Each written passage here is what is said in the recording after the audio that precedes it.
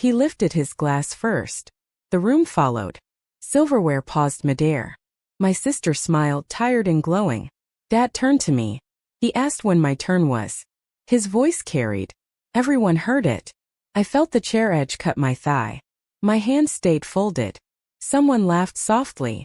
No one corrected him. I swallowed and tasted metal. I said nothing then. Later, when he pressed, I answered evenly. 7 months ago. You were invited. Your favorite daughter threw it away. The clink resumed. In that moment, I understood the family calendar had never included me. I watched faces stay blank. I needed help that spring, nothing dramatic. A small surgery outpatient, 2 weeks off work. My insurance left a gap I could not cover alone. I asked Dad first, quietly, in his living room with the old brown couch. I had the numbers printed. I said I would pay it back monthly. He nodded while scrolling his phone. He said we would talk after dinner. I went home hopeful, already planning rides and meals, already relieved. The no came 2 days later, casual and neat. He said the timing was bad. He said babies cost money. He said my sister needed stability. Mom watched the sink while he spoke. My aunt stirred ice in a glass that never emptied. I said the surgery was scheduled. I said the gap was temporary. He smiled like I was asking for a favor, not help. He offered advice instead. Use a credit card. Ask your boss. Delay it. When I mentioned pain, he checked the time. He said he could not pick sides.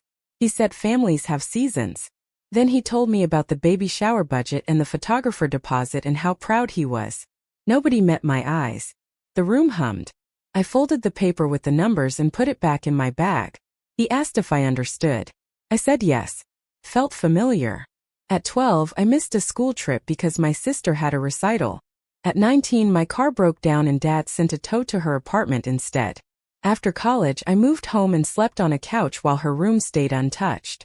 At holidays, my news waited until dishes were done. Promotions, leases, breakups. They were small, polite announcements. Her milestones got balloons. Mine got nods. When relatives asked about me, answers came fast and thin. She is busy. She is fine. I learned to keep receipts and return favors. I learned to show up early and leave last. I learned that silence made things smoother. This time the pattern clicked into place without drama. The baby came first because it always would. My need was an inconvenience. Their comfort mattered more than my recovery. I noticed how quickly the story rearranged itself to make that reasonable. I did not argue.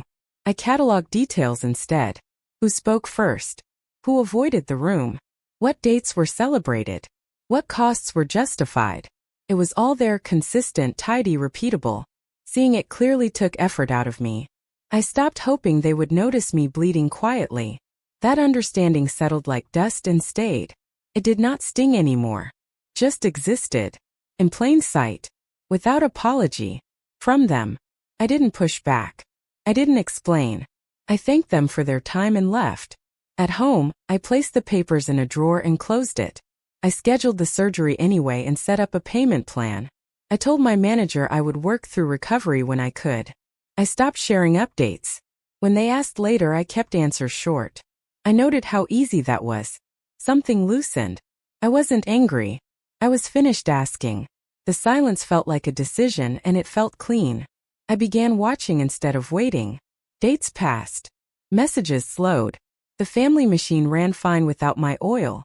That told me everything I needed to know. I did not announce a boundary.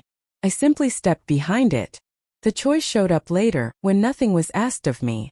It was the last gift I gave myself. And I kept it. Quietly. Without witnesses. Without permission. That mattered then. More than approval. That summer became a reel of small scenes. At a barbecue, my sister announced the nursery theme. Everyone leaned in. When I mentioned my follow-up appointment, Dad asked for mustard. At work, a group email went around about donating leave hours for a colleague. I offered 2 days.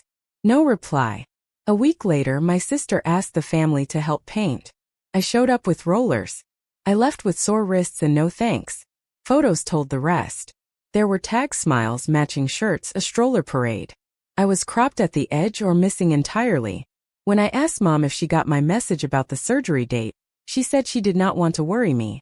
She said things were hectic. She said we assumed you had it handled. That phrase followed me. Handled. It meant invisible and useful. I tried once more to be normal. I brought a gift card and wrote a careful note. I stayed for dessert. I laughed at the right pauses. I offered to wash dishes. My sister took a call and walked away. Dad watched the game with the sound off. When I left, no one asked if I got home safe. In the car, I realized I was performing for an audience that had already left the room.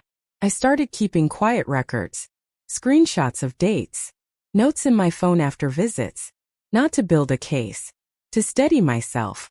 Memory had a way of bending when comfort demanded it. Facts did not. I noticed how often plans changed after I confirmed. How rides filled up when she needed them. How my name disappeared from group threads unless help was required. I stopped offering first. I waited. Nothing arrived.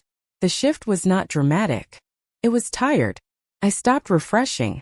I muted chats. I cooked for one. I paid the bill. I healed. 3 months later, when my stitches were gone, so was my need to explain. I understood my role clearly. I had been the extra chair. Useful when pulled out, stacked away when space mattered. Seeing that freed me. I did not need a scene. I needed accuracy. Accuracy let me stop negotiating reality. It let me sleep. It let me stop explaining pauses. I learned that absence can be loud, and that quiet choices redraw maps without asking permission over time in ordinary days with no announcements ever. They asked me in October like nothing had shifted. Dad called from the parking lot, engine running. He needed help with paperwork for the hospital billing department. Insurance forms. Appeals. Phone calls during work hours. He said I was good at that. He did not mention the surgery. He did not ask how I was feeling. I said no. Calm. Short. I can't do that right now. There was a pause. He asked what I meant. I repeated it. No reasons. No timeline. My voice stayed level. He sighed and said this was family stuff. He said it would only take a few calls. He said your sister is overwhelmed. He said we all have to step up. I said no again. The reaction arrived in waves. Texts first. Mom wrote that she was disappointed. An aunt asked if I was okay, then suggested I reconsider. My sister sent a message that started with hey and ended with a question mark. When I didn't answer, Dad called twice. He left a voicemail about respect and gratitude. He reminded me of rides he gave years ago. He asked what happened to me. Nothing happened. I stopped replying. I muted the threads. I archived the emails. I did not explain myself to anyone sent to persuade me. I kept going to work. I paid my bill. I cooked dinner. The quiet stretched. Their confusion felt like proof. They had never needed my consent before. My no broke the rhythm. It showed them the difference between access and care. I learned how easy it was to refuse without anger. How clean it felt. How final.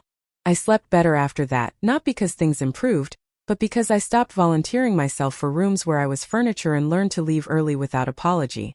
The weeks after my no were quiet in a way that answered old questions. No follow-up calls. No check-ins. Holidays passed with generic group texts and photos I wasn't in. I noticed how easy it was for them to continue without me. That used to hurt. Now it clarified things. Silence confirmed what words never had. Over time, bits of information reached me anyway. My sister's maternity leave ran shorter than planned. The photographer refunded only part of the deposit. Insurance denied an appeal. Dad complained to a cousin about paperwork delays and rising bills. I heard it all secondhand, filtered, incomplete. I felt nothing about it. Not relief. Not satisfaction. Just distance. Their choices were still theirs. I was no longer part of the system absorbing the shock. Once, months later, I ran into Mom in the grocery store. Fluorescent lights. Frozen aisle. She smiled too quickly and asked how I was. I said fine. She mentioned the baby, then the weather. There was a pause where an apology might have lived. It didn't. We said goodbye. I paid and left. In the parking lot, I realized I hadn't rehearsed anything. I hadn't needed to. My life narrowed in good ways. Fewer explanations. Fewer favors. I moved my savings to a separate account and set automatic payments. I picked up extra hours when I felt strong. I built routines that did not require approval.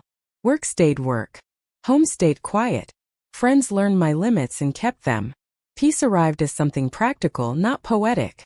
It showed up as early bedtimes and clean counters and a calendar with white space. I don't think about the dinner often now. When I do, I remember the clink of glass and the question aimed at me like a joke. I remember answering later, evenly with facts. That was the last time I corrected the record. After that, I stopped participating in their version of me. Nothing dramatic followed. Just time doing what time does when you stop fighting it. I didn't win anything. I didn't lose either. I simply stepped out of a story that required my silence to keep going. The quiet held. Still does. I used to think endings had to be loud to count. A confrontation.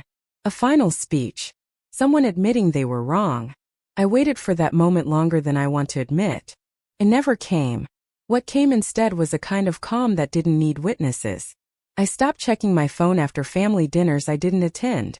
I stopped rehearsing explanations no one asked for. The space where their expectations used to live stayed empty, and nothing rushed in to replace it. That surprised me. I thought the absence would ache. It didn't. It rested.